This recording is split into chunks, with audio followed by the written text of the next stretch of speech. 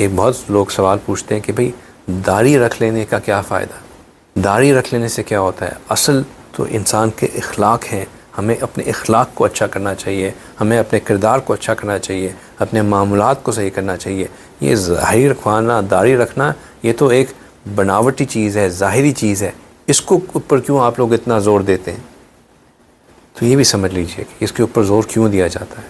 پہلی بات تو یہ ہے کہ سنت کی اتباع کامل ہے، اس میں پک اینڈ چوز نہیں ہے۔ جب ہم نے سنت کی اتباع کرنی ہے تو ہم نے ظاہری سنتوں کو بھی اپنانا ہے اور پھر باطنی سنتوں پہ بھی اتنا ہی عمل کرنا ہے۔ جیسے میں نے ابھی کہا کہ اگر ہم صرف داڑھی رکھ لیں اور ہم اپنے اخلاق کو، اپنے معاملات کو، اپنی زبان کو، اپنی وعدوں کی پابندی کو، اپنی سچائی کو صحیح نہیں کریں گے تو ہم اس سنت کا مذاق اڑانے والے بن جائیں گے۔ تو ہم نے ظاہر کو بھی سنت سے سجانا ہے اور اپنے اخلاق میں بھی سنت کو لے کے آنا ہے۔ یہ تو پہلی بات ہے۔ دوسری بات یہ ہے، جب ہم ظاہراً سنتوں کو سجا لیتے ہیں، اب ہم نے داڑھی رکھ لی، ٹوپی پہن لی، جبہ پہن لیا، تو اس سے احساس ذمہ داری بڑھ جاتی ہے۔ جو شخص یہ بات کو سمجھتا ہے کہ یہ چیز میں نے بطور سنت کی ہے اور سنت کی نیت سے اس کو کرتا ہے، اس کو یہ بات پھر مائنڈفل ہوتا ہے کہ اب میں نے نبی پاک صلی اللہ علیہ وسلم کی ذات گرامی پہ کوئی انگلی نہیں اٹھنے دینی۔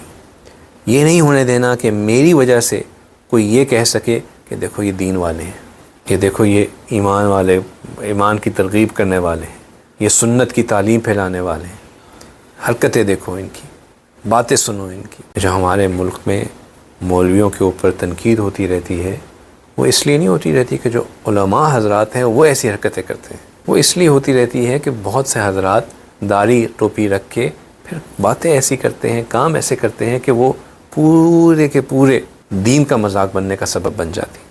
تو ہمارے اوپر زیادہ ذمہ داری بنتی ہے کہ اب ہم ظاہری سنت کو سجائیں اور اس امیج کو کاؤنٹر کریں جو کہ کچھ لوگوں کی غلطیوں کی وجہ سے دین کا مذاق بننے کا سبب بن رہی ہے۔